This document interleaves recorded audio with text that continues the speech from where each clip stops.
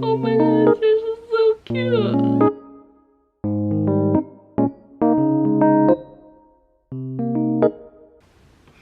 Hey everyone, welcome back to my channel. I'm Yoon, and in today's video I will be doing the what I read in January because I'm pretty proud of what I read in January. So I read 6 books. Granted, these are, a lot of them are fairly short. I'm just looking. Wow, okay, so 1, 2, 4 of them were fairly short reads, being, okay, so what was this? 1, 2, so 2 of these less than 300 pages. This one just, was it a little bit past 300 pages? This one a little bit past 300 pages. Oh, this one 298 or something like that. And these 2 are the big ones. So I read fairly short books, but you know, they still count. And yeah, so I'm gonna do a brief, I'm gonna talk about them a little bit, and then I'm going to give my ratings. So unfortunately, January reading month was a little bit of a bummer because of the 6 books I read. Oh, okay, so not as much of a bummer as I thought, because half of them were like 4 to 5, and then the other half were 2 to 3, I think. Let me pull up what I originally rated them. I want to say, did I even give a 3-star rating this month? It was 2 to 2.5 for a lot of them. Yeah. So let's start off with what I remember first reading. So one of them is a secret. So I don't know when this video is going to be posted. I am meeting up with this friend watches my YouTube videos, I think. So I don't want to spoil the surprise before they get the book. So this one might come out after I meet them, but I do have like a haul video that should be up by now, maybe, if that happens to be the case. And it is a Dowry of Blood by S.T. Gibson. This one I rated, I think, a 4-star. I did really like it. For those who have not heard of it, maybe it's a retelling of Dracula, or maybe like a reimagining, in which the focus is Dracula's main first wife, Constanta, and how she kind of recounts through letters how her marriage and just life was with Dracula, and how that kind of ended up resulting in her and the other wives murdering him at the end of the story. But we find out that he's dead in the beginning, so it's not a spoiler. I thought this was really beautifully written. It really delivered the pain and it did the emotional parts really well, I think. Oh yes, one thing I will have to say though, it is very smutty. There is a lot of sexual content, and unfortunately for those who might not be the biggest fans of it, you can't really skip them, because I remember a lot of like character either development or just important moments to the character happening within those scenes. So you really can't skip out on it if you don't want to skip out on kind of, I guess like understanding the character maybe. So there's a lot of that, and I liked how the author kind of followed the way the original Dracula was written in this story through like letters. Oh yeah, so it was a good read. I don't think I'll be buying a copy for myself, but I am glad that I chose this one and read it. So I hope my friend also likes it. And then the next book is again another one. Okay, you can't see my friend's name. Okay. And then I stamped, these 2 were wrapped after, so I might still stamp this one. But this one is it To All the Lovers in the Night, or All the Lovers? I think it's All the Lovers in the Night by Mieko Kawakami. That's not, oh, here we go. Yeah. And this one was an unfortunate, I think 2. I don't even remember my ratings. I had like a really good start to reading in the beginning of the month, and then kind of like halfway through the month to the end of it, I slowed down real hard. So I gave this a 2.5 because it wasn't like poorly written or anything like that, but I think a lot of this book relies on you forming an emotional attachment to either the story or the character, or like what she's going through, because it was relatable at times, but it was mainly very depressing, I would have to say, very sad. But even with those moments, I couldn't really feel like I cared about what was going on, just because I couldn't form an attachment to the character. And like, yes, obviously it's like sad what she's going through and stuff, but it didn't really deliver to the point where I might be like crying or like 100% agreeing with everything or relating it a lot, because I feel like I said, I think this really relies on you forming an emotional attachment of sorts to the story, character, or like what she's going through to fully appreciate or enjoy the story. And because I obviously didn't really enjoy the story that much. But yeah, that was it. I hope my friend has more fun with it than I do, or like appreciates it more, but for me it just didn't click. And then the third book for this book exchange is, look at that stamp, so cute, is Heartless by Marissa Meyer. This one is a 2.5 to a 3-star, mainly because, so this one is, oh wait, this one is, like I said, Heartless by Marissa Meyer. It is not a retelling, but I would categorize it under that. But it's a retelling of the Red Queen of Hearts and basically her origin story and how she became the Red Queen of Hearts. And I gave this a 2.5 out of 3. The biggest reason is because while I did like the last 1/4, I guess, of like the book, one thing, I do think it progressed a little too quickly, as enjoyable and fast-paced as it was. And for like 380 pages or something like that, it was so boring for me because it just felt like the same thing was constantly happening, and I just didn't really see a lot of development. Like, for example, the romance that I was expecting didn't like officially happen until like page 370, which it's just, yeah. Also, it was a little too insta-lovey for my liking, especially since, like, if it's insta-love, why did it only become official 370 pages in? Because the build-up and, like, development of it wasn't even, for me personally, it didn't seem that satisfactory or, like, that fun. And, yeah, so, like, for the first 300 so pages, it was very boring, it felt very repetitive, and I just didn't see or understand why that was leading up to anything. Yeah, so it was kind of like it was disappointing and very slow and kind of hard to read. This took me maybe, I want to say 3 to 4 days, just because I couldn't keep reading it, because I couldn't find it in me to just read it in one go. So there was that. And then I'm saving my most enjoyable reads that I had this month to the end. And now to the final 2 books that I really enjoyed the most. I'm gonna save the one I love the most for last. But first is Rin Chupeco, Silver Under Nightfall. This one, I think I rated it a 4.5, and 0.5 of that rating goes to our main character, Remy's scythe, because I don't know why, but I love the scythe weapon. I just think it's so cool. I might not even be pronouncing it correctly, but I just think it's like a really cool weapon, and I love that I like read about a character that uses it to fight with. So absolutely loved it.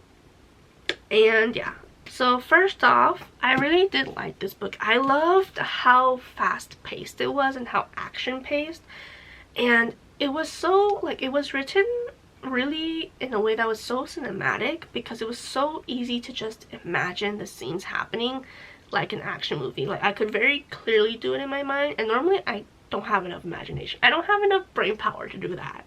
But it was written so easily to read and just so cinematically that it was really fun reading again. And it just kind of like made me think that, remember kind of why I like fantasy action so much. And yeah, so there was that. And I really liked Remy as a character. If you guys don't know, this normally applies mainly to like mangas, but I'm normally in, my favorite characters tend to be characters who are like physically capable. They're like, you know, so aka they can fight really well, or like, and they have, and like, so good at fighting, angsty person, but they have like a good heart, and it just gives me the vibes of a character that I want to see go through so much angst just so they can be like comforted later by other characters, if you know what I mean. So yeah, he really checked up all those boxes and I absolutely enjoyed it. I don't think he's as a himbo as much as the author and I think other people have marketed him as, but other than that, I still really enjoyed him. Super fun character. And the thing is, this book was so fun and fast-paced to read that this is like a 500-page book. I stayed up really late to finish this and I read it in like 5 hours. So that's just how fast-paced it is that's just how easy it is to fly through this book. And I will say the world building was a little hard to get to because one, it felt like it wasn't very clear on the timelines of past events, and two, it was a lot more scientific than I had been expecting. So there was a lot of like science jargon or just fantasy science that I just could not really wrap my head around or wanted to put an effort into trying to understand. But yeah, there was surprisingly a lot of science going on in the world building.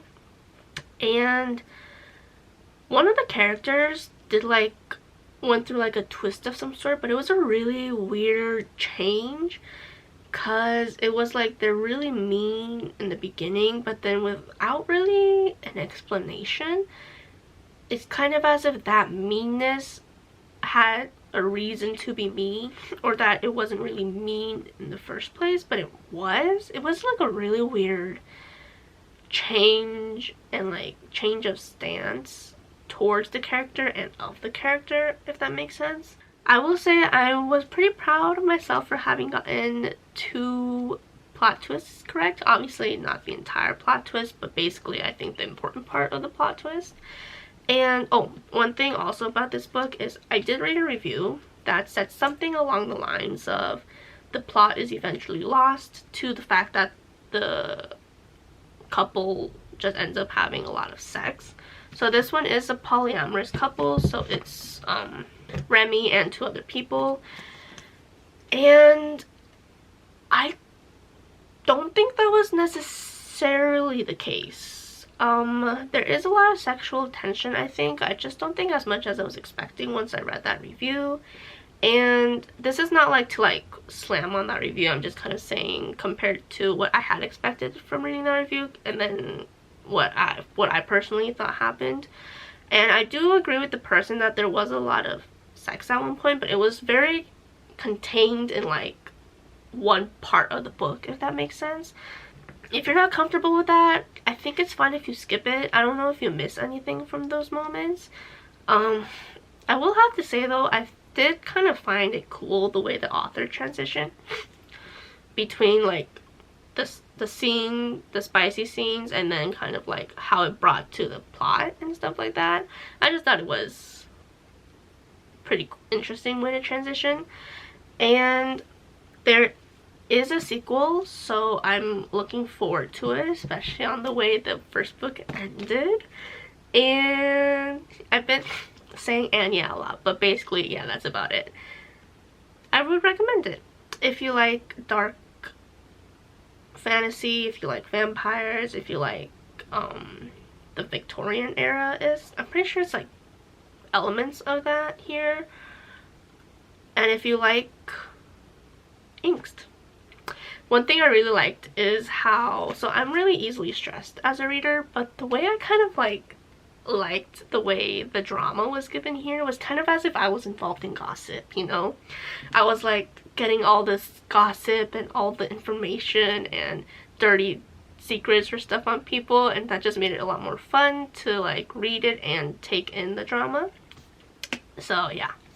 And then finally, for my #1 read of January is The Red Palace by Yoon. I freaking love this book, you don't understand. This is a 5 out of 5, and honestly, Yoon needs to write more romances. Like, she is just so good at it. Oh.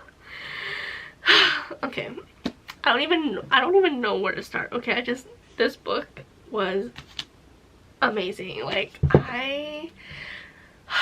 part of it was because I was so taken by the romance that I don't know how.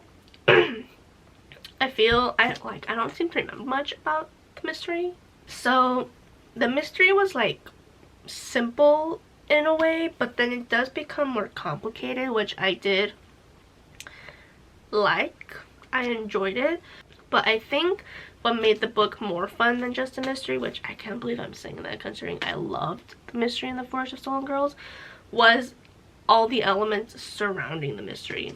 And the biggest element that made it really fun was the court politics, in which like the crown prince is being a suspect, or like slander is being spread about it, but obviously he's the crown prince, so people are not gonna let slander happen, or they're like, they can't really accuse him of it without really definitive proof.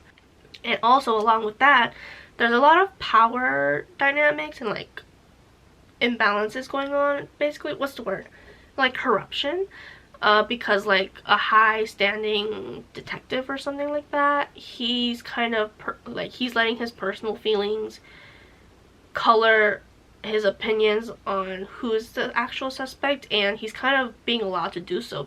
With the minimal evidence that they did have, he's free basically to just accuse and imprison and basically torture the suspect that he made a suspect. Well, I think it was a valid-ish suspect, but to an extent that like his treatment of that suspect was like to an extent probably unacceptable and all that. So just, and the fact, I really liked how it made it more tense, because our main character is not somebody of high standing in a sense. She's actually an illegitimate daughter of an official, and she's also like a palace nurse, so she has to really keep her head down, but she doesn't, and everything like that happens. And oh my gosh, the romance she has is so good, you guys.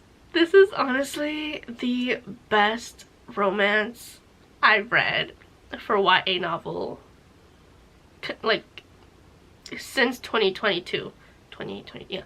Like, I don't know if you guys remember, but for several YA fantasy romance books, I would always say I don't understand how it developed to that point, or I didn't understand why they liked each other. This one was such a good slow burn, like not a slow burn, but it developed so nicely and like at the perfect pace that I just wanted them to get together. Like so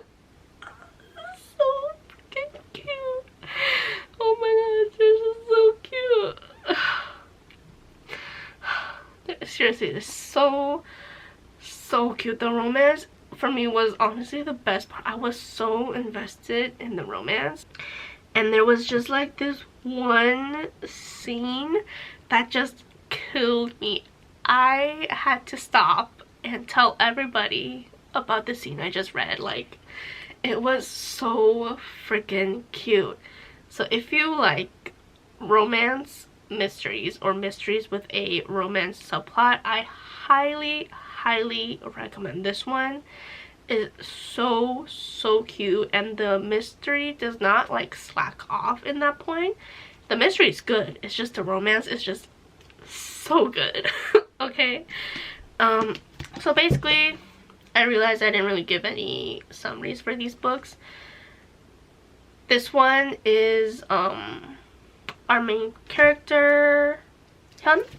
She is a palace nurse, and she kind of gets embroiled in this court politics surrounding the crown princess being a suspect in the murders, because one, she was asked to cover for the crown prince, and two, she kind of involves herself because her mentor is accused and she knows it's not her mentor, and her mentor basically like basically saved her life in a way. So she's very adamant into wanting to save her mentor, and then she kind of she teams up with a palace investigator called Ojin, and together they try their best to work around the political tape, or whatever the phrase is, and solve the murder. So that was it for this video. Super long. I'm so sorry. I was talking about the books without even telling you what it's about. I hope that was okay. I always forget to give a summary, but yeah. So that was it for today's video. I hope you guys enjoyed it. Let me know how many books you read in January, or let me know your favorite book, because The Red Palace, I just read it, but I really think this is going to be one of my top 5 of 2023 overall. So yeah, so that was it. Thank you for watching, and I will see you next time. Bye.